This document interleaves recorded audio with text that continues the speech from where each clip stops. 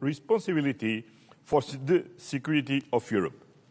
That is why we are committed to continue our efforts together to achieve a comprehensive, just and lasting peace in Ukraine, a peace that guarantees Ukraine's independence, sovereignty and territorial integrity.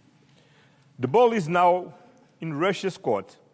Together, we will intensify pressure on President Putin, including through a new package of sanctions, to bring him to the negotiation table. Russia must agree to an unconditional ceasefire. It must stop being a threat to Ukraine and to European security. On defense, our new partnership will bring deeper cooperation. It will strengthen Europe's contribution to NATO, and it will sharpen our focus on common strategic priorities. On trade, we are united in our commitment to economic stability. We both believe in free trade, fair, sustainable and open, as the engine of prosperity for our citizens and for the global economy. On migration, we will work together to reduce irregular flows and to strengthen cooperation with countries of origin and transit. And finally, today, we also address the situation in the Middle East. In particular, we addressed the tragic humanitarian crisis in Gaza, a tragedy where international law is being systematically violated and an entire population is subjected to disproportionate military force. There must be safe, swift, and unimpeded access to humanitarian aid. The remaining hostage must be unconditionally released, and the permanent ceasefire must be reached now. Our discussion reaffirmed our shared conviction that lasting peace and security in the Middle East can only be achieved through the implementation of the two-state solution. Prime Minister, dear Keir, your leadership has been instrumental in turning ambition into action. Today's agreements are a testament to your determination and to the new tone you have brought to our relationship. The United Kingdom and the European Union are stronger when we stand together for prosperity, for security, and for peace in Europe and beyond. This is the message that underpins our renewed cooperation. This is the direction we are taking together after this successful summit, which will be just the first of many, because, as we have agreed today, from now on, the European Union and the United Kingdom will meet every year. So, we see you last week in Brussels. Thank you very much. Thank you very much. Yes, thank you very much, Antonio. Thank you for your words. But my dear Keir, this is a historic moment because it is the first ever EU-UK summit, and it is a success.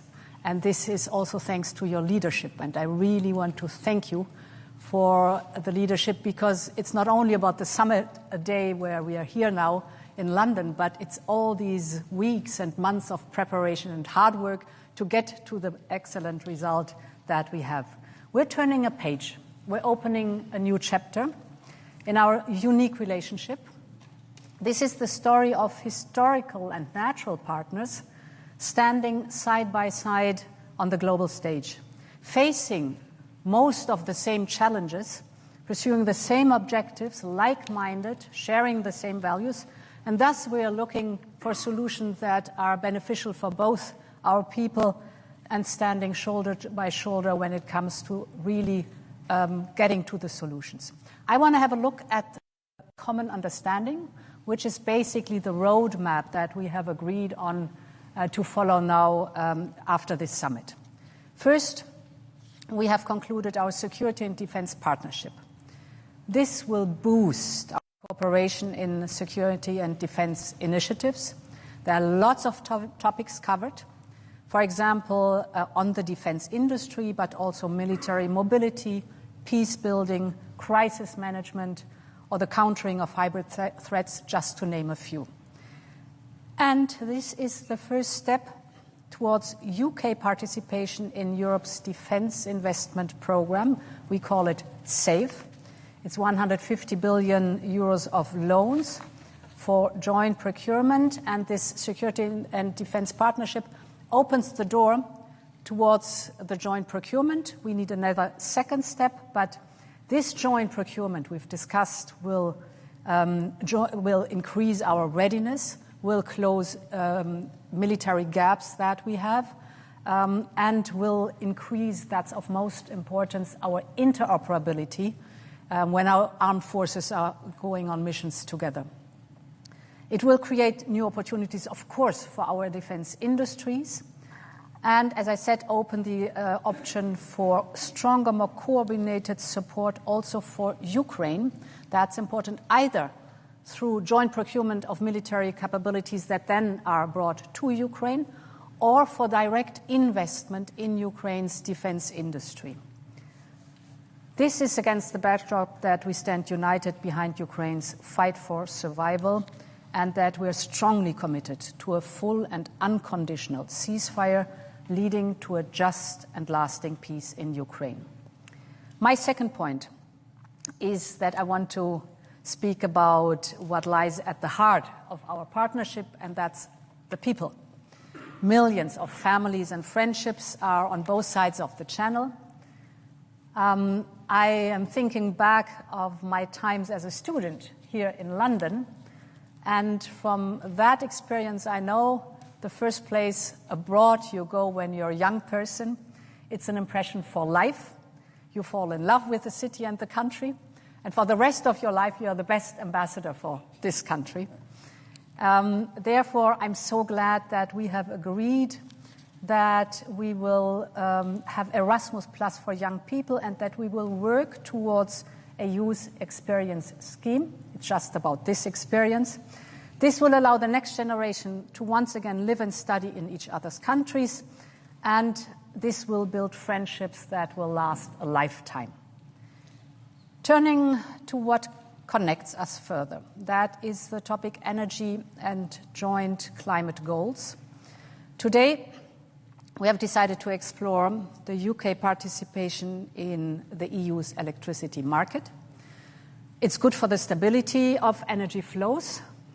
It is good for our common energy security, because we know that a bigger market will also be good for lowering the energy prices, and it will attract more private investment because of the regulatory stability and predictability that is there to tap into the vast potential that the North Sea offers, specifically for renewable, cheap, and homegrown energy. In addition, we're both committed to leading by example on the path to net zero. And that's why we've also agreed to work towards linking our emission trading system. A larger integrated system is a big step forward in decarbonization and creates a level playing field. Today, we also decided to facilitate trade flows of agri-food products between us and to work towards a common sanitary and phytosanitary area.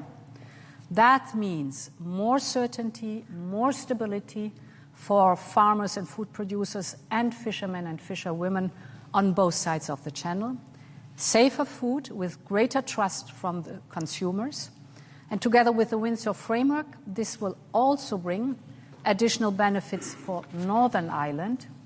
It will further ease the movement of agri-food goods between Great Britain and Northern Ireland, and Northern Ireland will continue to enjoy dual access to both the EU single market and the UK internal market.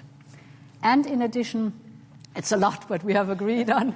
In addition, we have reached an agreement on fisheries, ensuring reciprocal access to waters until 2038. This is so important for long-term stability and predictability. And we have agreed to preserve the historic tariff-free trade in steel products. Steel is a vital sector for both our industries, so this decision is great news. Finally, I'm coming to an end. On justice and migration, we're stepping up our cooperation to keep our citizens safe. That means more joint operational work, especially through Europol, and seamless exchange of information. Because as we all know, crime doesn't stop at borders, neither should our response. On illegal migration, we are joining forces to crack down on smugglers and traffickers. This is organized crime. Our goal is clear. We want to protect our borders and prevent further tragedies. We are also stepping up, therefore, our joint cooperation with third countries. As you know, we on the European Union side have made this one of our priorities, and we welcome that the UK is joining us in this effort. Dear Keir, what we have agreed today is historic. It will make a real difference to people in the UK and across our union. But the message we are sending to the world today is equally, if not more important. It is a message that at a time of global instability, and when our continent faces the greatest threat it has for generations, we in Europe stick together. A strong EU-UK relationship is of fundamental importance for that, for our security, for our prosperity, for our shared destiny on this continent. And this is what it's all about today. So I want to thank you for hosting us. It was a great summit. And thank you very much for your leadership. Well, thank you, Ursula. Thank you, Antonio, for your words, and thank you for your leadership on this as well. Ladies and gentlemen, Britain is back on the world stage, working with our partners, doing deals that will grow our economy, and putting more money in the pockets of working people. In the last 2 weeks alone, we've delivered trade deals with India and the US. And that means jobs saved, jobs created, more growth, and a huge vote of confidence in this country. It shows that as global instability is rising, the decisions that we've taken to stabilise the economy and lead the way internationally have made Britain a place where people want to do business once again. And from that position of strength, today we have struck this landmark deal with the EU, a new partnership between an independent Britain and our allies in Europe. This is the first UK-EU summit. It marks a new era in our relationship. And this deal is a win-win. It delivers what the British public voted for last year. It gives us unprecedented access to the EU market, the best of any country outside of the EU or EFTA, all while sticking to the red lines in our manifesto about not rejoining the single market, the customs union, and no return to freedom of movement. So this deal is good for both sides. And let me set out why it is good for Britain. We've struck an SPS deal to make food and agricultural trade with the EU cheaper and easier, and that is slashing red tape and bureaucracy. And that means lower food prices at checkouts, more choice in our supermarkets, and of course more money in people's pockets. It will boost British exporters because once again, after a long absence, we'll be able to sell Great British burgers, shellfish and other products into the EU.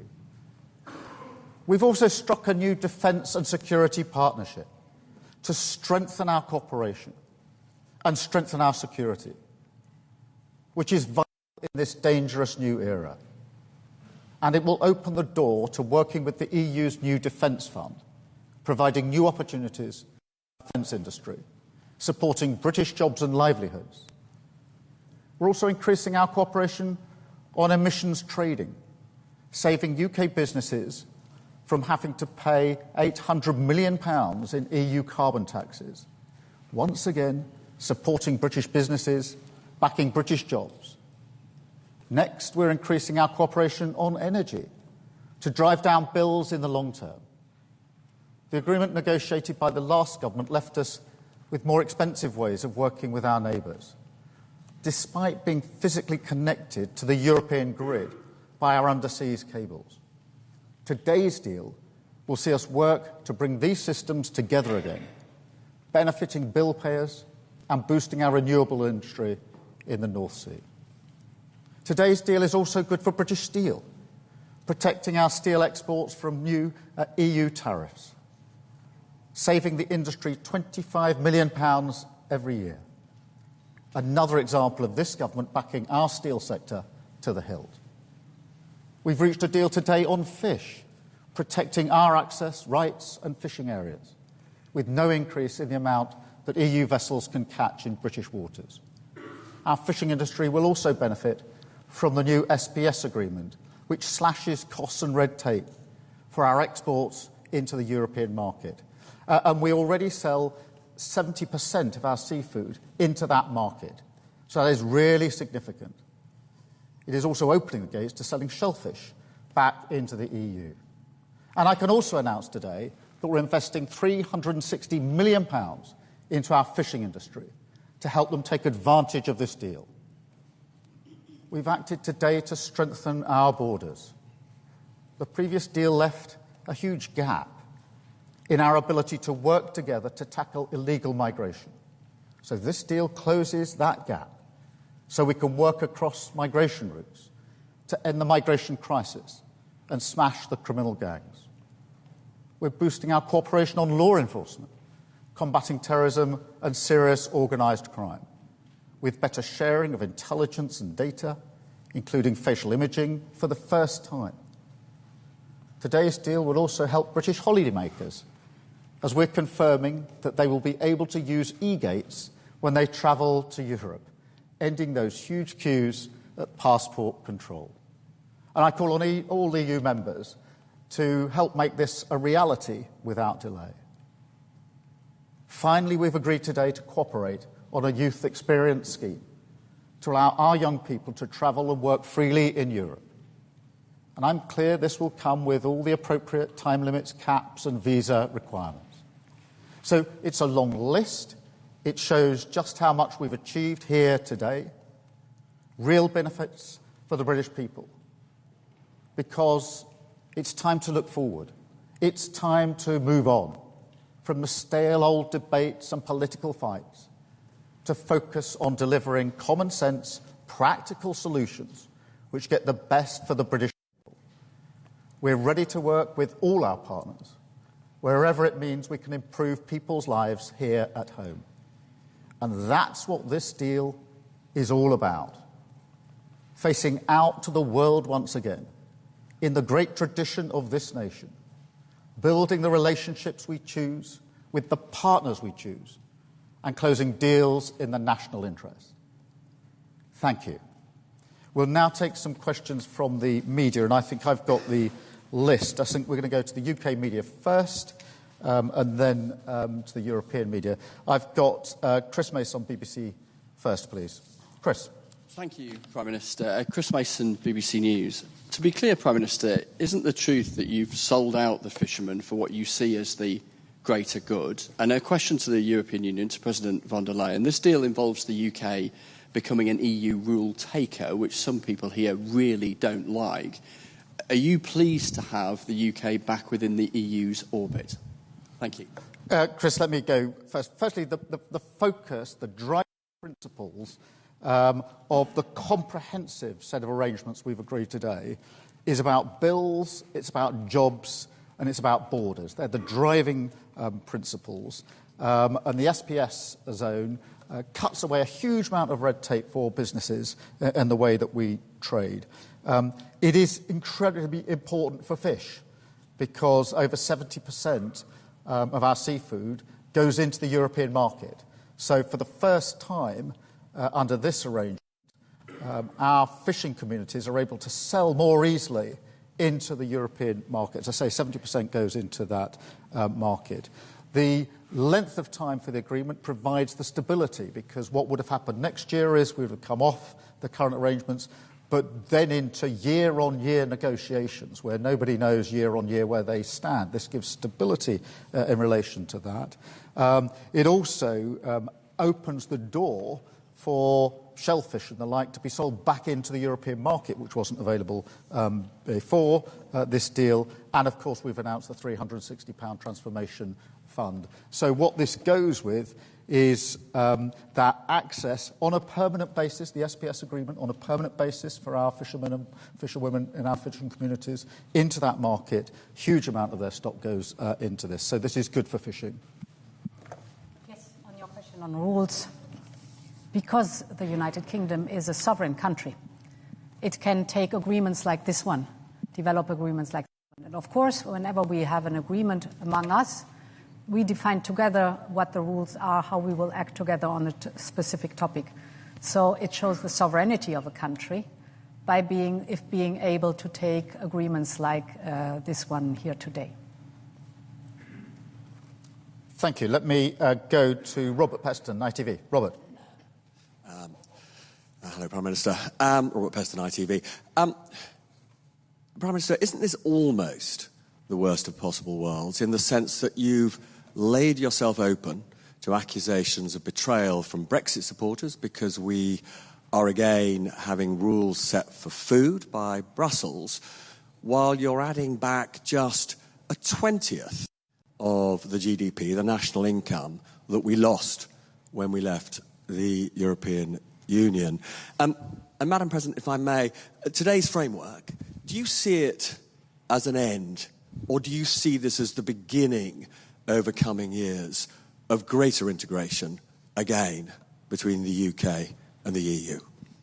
Well, Robert, let me be absolutely clear. This is the result of serious, pragmatic negotiations that are good for our country. And they're absolutely focused on delivery. In the same spirit, with the same mindset that we struck the deal with India and with the US. So this is very good for our country. It is hugely ambitious and comprehensive. The SPS really important in terms of our market access, getting rid of the red tape and the bureaucracy that otherwise would have been there. Hugely important as well to Northern Ireland. Then the security and defence partnership, in an era where we're forever saying, quite rightly, that it's an increasingly insecure world, to be able to strike that partnership so we can cooperate better together, invest in procurement better together, and open that door to the European funding is hugely important. The emissions trading is going to be, for businesses, extremely welcome, because otherwise they would be paying £800 million year on year in carbon taxes. On energy, we're making permanent the current chapter and looking to access to the EU electricity market. On British steel, quotas, specific country quotas for British steel, hugely important in the current environment. On fish, that access to the market. Shellfish being opened up, again, the transformation fund. E-gates, which for many people will be the first discernible difference in terms of travel ending those queues. On law enforcement, where there wasn't really enough in the current deal, operational work together on institutions like Europol, sharing data, particularly facial mapping, irregular migration. We're pushing forward way beyond the TCA in terms of what we're going to do together, and the youth experience. So the breadth and comprehensiveness of this agreement shows that if you focus seriously and pragmatically on deliverables, you can make a real difference for our country. And just like India, just like the US, other governments have talked and talked and talked with great rhetoric about what they're going to achieve, and achieved little or nothing. We rolled up our sleeves, we've been serious and pragmatic, and we're delivering a very, very good deal for our country today. Yes, on your question on the framework, I would say the common understanding, that is the document that shows that we're engaging in greater cooperation. And the Prime Minister has just described the topics. I mean, we are sharing the same interests. We're very close friends and allies, and if you look at the topic where we agree on a greater cooperation, for example, energy, we share the interest to lower the energy prices, and we share the interest to have to be more independent in producing energy and to have more energy security and renewable energy. So that's one of the topics where we engage into. The emission trading system, fighting climate change, is the same interest we have on both sides. Security and defense, you just described it. It's a big topic where we can together really achieve big steps forward. Migration, health, hybrid threats. If you look at the roadmap that we have agreed on to develop, I mean, there's work still ahead of us. That's amazing to see. It's just a better cooperation and a closer cooperation that we are framing here. Antonio. Well, just to add that we came looking forward, not looking back. This is not about the past, it's about the future. We don't talk about our previous relationship, but we are working on a new strategic relationship. This is not a U-turn, it's a new chapter, a new strategic partnership, a new security and defense partnership based on the shared values and the shared challenges that we want to address together as we express in our joint statement. Thank you. And can I come to Beth Rigby, Sky News? Thank you, Prime Minister.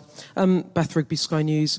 You staked your reputation on getting this deal, and to nail it down, you have given the European Union 12-year access to UK fishing waters, and you have agreed, having ruled it out last year, in principle to a youth mobility scheme.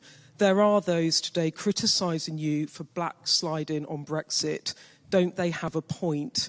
And if I may, I need to ask you about what's happening in Gaza. The UN's aid chief has warned action from the UN Security Council is needed to, quote, prevent genocide in the Gaza Strip. Do you think it is genocide? And can you, in good conscience, stand there as a leader and say you have done all you can? And to the Commission President, it has been a difficult few years between the UK and the EU. You describe this deal as turning the page on those years. Many Britons will welcome this deal, but what is your message to those who voted Brexit in the UK and view these new arrangements with suspicion? Thank you. Beth, this is a comprehensive agreement. It is balanced, reciprocal, and has huge benefits for the United Kingdom, based on our three principles, which is driving down bills, driving up jobs, and absolutely having control of our borders. And it delivers on all of those really important measures. And I think it's really significant, as you'll see, supermarkets are already coming out saying how much they support the deal, because they know what this means in terms of the SBS agreement for the prices in their supermarkets, which of course are the prices impacting on working people across the country. I think Salmon Scotland have come out already saying, one of the huge exports from Scotland, how important it is from there. So I listen to the voices of those that are trading, the businesses across the country who are saying this is a good step forward over the voices of those from either side who've predicted what they would achieve and achieved very little. And most of the people complaining about the deal were people who are saying before they knew one single word of what it said that they were against it. So I look at how does this impact on working people? What are those supermarkets saying? What are those businesses saying? Because they're all welcoming it, and they're welcoming it for a reason. That's because it's a very, very good step in the right direction, a really important development. Let me separately address the question of Gaza, because it is a really serious, unacceptable, intolerable situation. And that's why we are working intensely to coordinate with other leaders how we respond to this, because it is intolerable, it is unacceptable, and we will continue to work in that way. Thank you very much. Beth. Yes. So we are sovereign neighbours. We're friends. We're allies. And this is a new beginning for old friends. In this spirit, we have designed the roadmap that we are working on together. And I think it shows, the content shows that we are working towards a friendly cooperation that is of benefit for both sides of the channel. On Gaza, the humanitarian situation in Gaza is unacceptable. For 2 months now, no humanitarian supplies have entered Gaza. Aid must reach civilians in need immediately, and the blockade on Gaza needs to be lifted now, because humanitarian aid must never be politicized. And we are calling for a resumption of the ceasefire and the immediate release of the hostages so that a permanent end of the hostilities can be finally achieved. We are convinced that the only solution is the two-state solution. This needs, among others, also a functioning Palestinian Authority.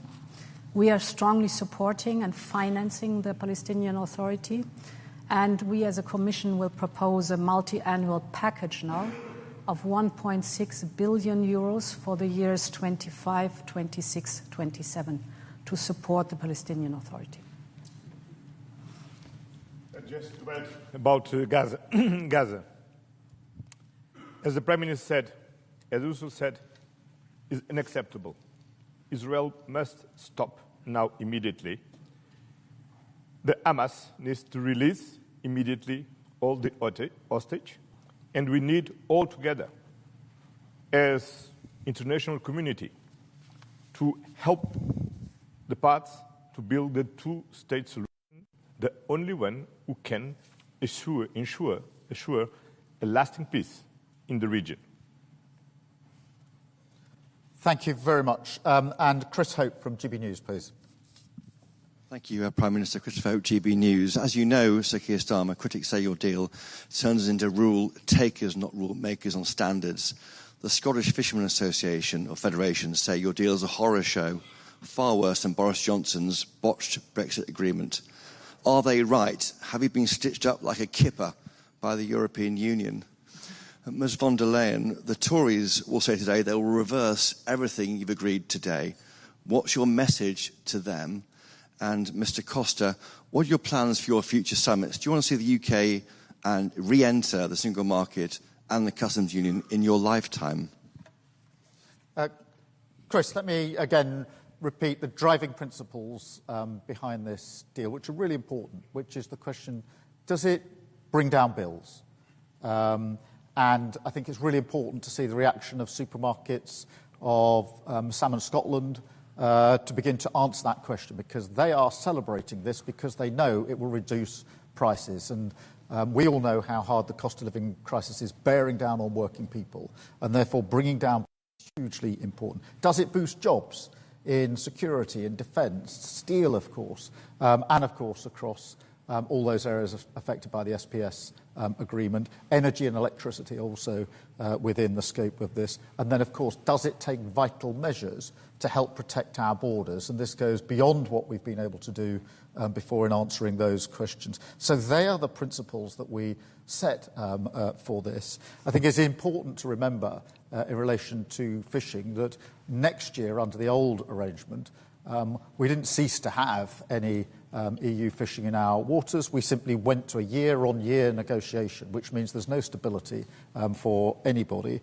And because of the SPS zone being permanent, that does mean for fishing communities that the fish can be sold into the European market. When 72% of your fish is into the European market, that makes a material difference in terms of cutting the red tape and the bureaucracy. And, of course, it unlocks some of the shellfish, etc., which couldn't be sold into the market at all until we made this arrangement. And I think it is important to emphasise, again, the £360 million transformation fund to fishing communities, which has never been put in place before. And that's why the comprehensive nature of this deal across so many strands is totally focused on that question. Does it bring down bills? Does it drive up jobs? And does it help us take control of our borders? And it answers all of those questions, which I think are fundamentally important for working people. Thank you. So to your question, my answer to all would be that we are good neighbours. And it's reasonable for good neighbours to work together when they face challenges. That's what we're doing. And I think now our job is, we've described the roadmap. We have to finally negotiate all the different details in it, and then our job is to implement it and to show the positive results. People will see the positive results. You spoke about bringing the bills down, less red tape without any question, more prosperity, and more predictability. So ask us again in a few years, and then we can show exactly what we have delivered. Well, thank you very much for your question. I had the privilege to work in the European Council with David Cameron, Theresa May, and Boris Johnson. I had the experience to negotiate with Cameron an agreement to avoid the Brexit, to negotiate with him the withdrawal agreement, the Windsor Agreement, the trade and cooperation agreement with him, with Theresa May, and finally with Boris Johnson. This is the past. Now, with Keir Starmer, we are turning the page, look at the future, and closing the gaps, but build on a new strategic partnership. Building and working on a new common understanding, a very ambitious roadmap, not to return to the single market, not to return to the customs union, but to do better together as neighbors, partners, allies, and friends. Thank you. I'm going to go now to European media. I've got Euractiv first, which is Owen Morgan, I think. Hi, thank you, Prime Minister. Owen Morgan with Euractiv from Brussels. There's obviously plenty to dig into on the package announced today, but a question, if I may, on how this impacts the agreements that the EU and the UK already have. You'll be aware that the European Commission in December took the UK to court over its treatment of EU citizens living in the UK. That case concerns a number of potential breaches of the withdrawal agreement, the divorce deal. Could you just speak up just a little bit? I may. So the European Commission took the UK to court in December over its treatment of EU citizens living in the UK, and that concerns a number of potential breaches of the withdrawal agreement. Today's package once again talks about the full, timely and faithful implementation of those agreements. So to the Prime Minister, what assurances have you offered the EU as part of these talks on your implementation of the withdrawal agreement? To President Costa, are you satisfied with those assurances? And to President von der Leyen, does the Commission's legal action and court case still remain on the table? Thank you. Let me be absolutely clear that this builds on the agreements we already have in place, which we respect and have agreed on the basis that will be fully implemented. And that's been the platform upon which we've been able to take this forward. And we've already, in relation to citizens' rights, etc., made advances even before today. But this is premised on the idea that this is a government that, when agreements are struck, respects those agreements and sticks to those agreements. And on that platform, we've been able to build so much of what we put before you today.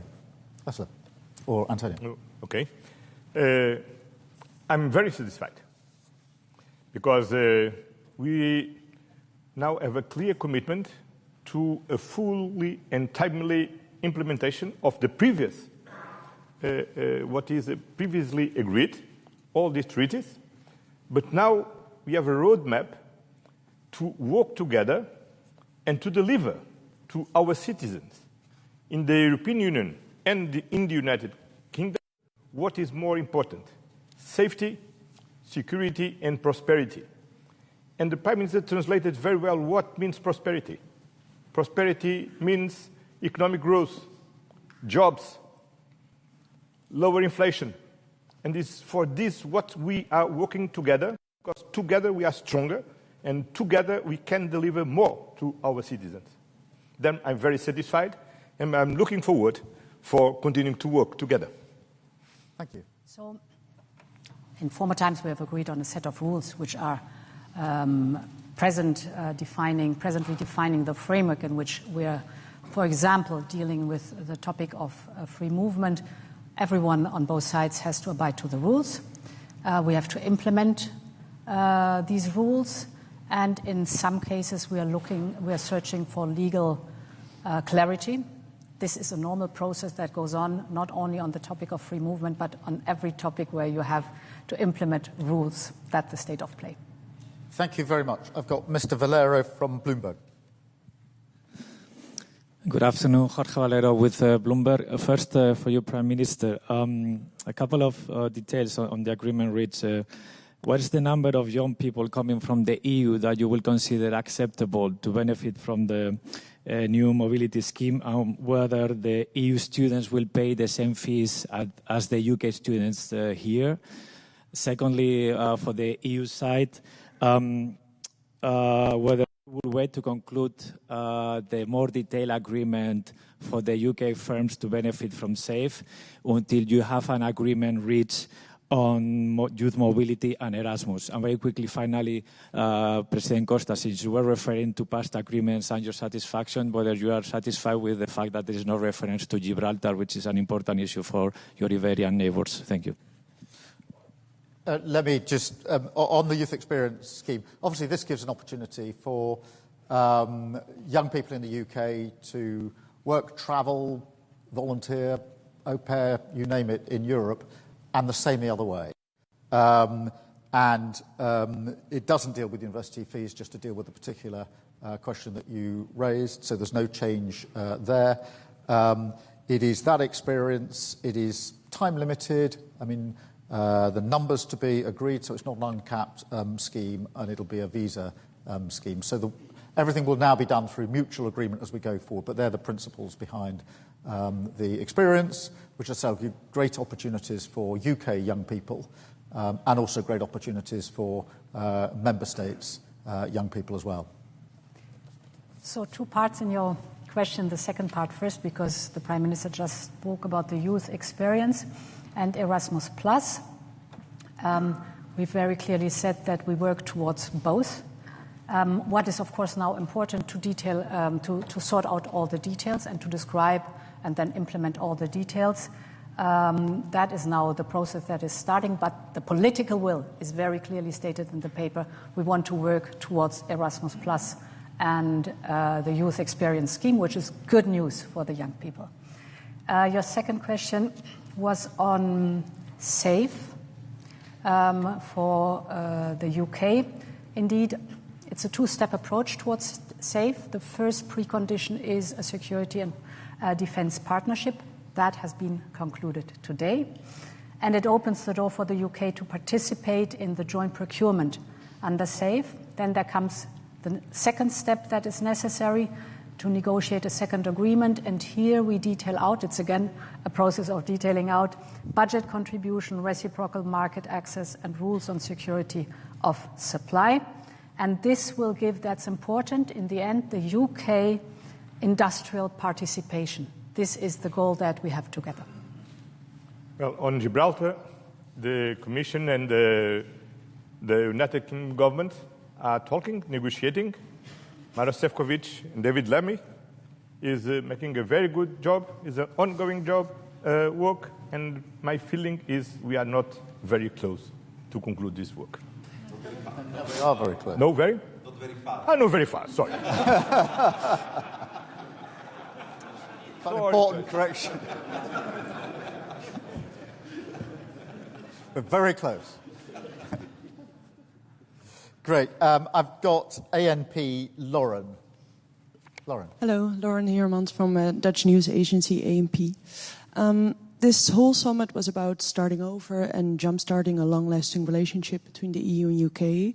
However, on fisheries, another temporary agreement has been made for a number of years that sort of seems arbitrary, 12 years. How is that signaling a robust and lasting relationship? Why not a permanent solution? And is a permanent solution still on the table for the upcoming talks, maybe next year? In relation to fish, I think it is important that we've got the certainty in there, and I won't rehearse again what that means for UK fishing communities, the access to the market, particularly on the SPS, etc. But I think there's something bigger here which is important, because what we've achieved today is about looking forwards, not backwards. It's about not reopening all the old wounds. It's about turning a page, a new era, closer cooperation across a whole range of issues, and the mindset, the mood, the framing, the intent and ambition is every bit as important as the detail on the page in the very many aspects of this arrangement today, because we jointly agreed at the beginning of this process that we wanted to look forwards, not backwards. And it's because of that that we've been able to make such significant progress today. And it is from that we build forward going forward. And in an era where not many people challenge the proposition that defence and security is more uncertain than it's been for a long time, and we're entering a new era. In an era when not many people challenge the proposition that trade and the economy is entering a new era because of what's been happening in recent months. The significance of the EU and the UK coming together in this way over such a range of issues is not to be underestimated, and that's why it's genuinely a new chapter for our country, a new chapter for our relationships. And that's why I think it's such an important set of arrangements that we come to today. Thank you. I think the most important part is that this agreement brings stability and predictability for fishermen and fisherwomen on both sides of the channel. You emphasized how important that is in these days. And indeed, I mean, till 2038, that's 12 years. That is a lot of predictability, stability to really also do the necessary investments. And it's finding good solutions we've been working on for a long time, but prolonging now the time where we can live with these good solutions. Great. Just on this predictability and stability point, it's really important in the current environment that we have predictability and stability. Because when there are uncertain times and instability, having that bedrock is hugely, hugely important. And that's why it's important to emphasise the permanent nature of the agreements that we've reached on SBS, on defence and security, etc. These are not time-limited. These are permanent arrangements, deliberately so that we can be clear about the long-term future of this relationship. And then I've got Table Media, I think it is Stephen Israel. Stephen. Yes, hello. Stephen Israel for Europe Table. I have a question. I mean, we hear a lot of announcements. I have a question on the timelines. When actually will these different agreements enter into force, or when citizens will feel the effects, for example, of the SPS agreement, of the e-gates, and then maybe for President von der Leyen on the safe regulation, how long do we think will it take to come to this agreement to connect the UK directly to these common projects, and how much the UK will have to contribute? I mean, financially, can you give a figure to us? And for President Costa, you mentioned Ukraine. If I'm not wrong, I think at this moment, or maybe in an hour, President Trump will call President Putin. What is your expectation, and what if he cannot convince Putin to agree to this unconditional ceasefire? Would the EU go ahead with more sanctions, and what kind of sanctions? Thank you. Let me address the timelines to start with. Firstly, can I emphasise the speed with which we've got to this summit and the achievements at this summit, because we came into government just over 10 months ago. We started in earnest in the autumn of last year in terms of what we wanted to achieve from this summit. And therefore, in 6 months or so, we're able to agree across this broad range, comprehensive range of issues. And that is real progress at pace. In the past, I genuinely think it would have taken very much longer to reach any one of these strands in terms of agreement. And our message to our negotiating teams this morning, as we celebrated how far we'd come, was to go at pace to make good on these commitments now. And that's a joint instruction to our teams. So we want to see the benefits of these coming just as quickly as possible for all of our citizens. And so you can expect the same pace and intensity as we go forward on each of these strands going forward. Thank you. I can continue here. The SAFE instrument has now just been approved by all the institutions, so it's ready to go. And therefore, we have to work hard that we have the second step also negotiated, and then we're going to be indeed ready to deliver. So it's a question of, I hope, only a few weeks, and then we should be done. Achieve a just and lasting peace in Ukraine is a main priority for the European security. And for this, it is essential unconditional and immediately ceasefire from Russia. I wish all the best for this call between President Trump and President Putin. We have been very supportive of all President Trump's efforts to stop this war. With the strong leadership of Prime Minister Keir Starmer, built a coalition of the willing to ensure that a positive outcome of these efforts from President Trump ensure effectively a lasting peace in Ukraine and enough security measures. Then we are waiting with anxiety for the outcome of these talks, and I wish all the best for this talk, because from this talk depends a lot of the future of Ukraine and the people of Ukraine. Thank you, Antonio. Thank you, Ursula. Thank you, all of you. Thank you.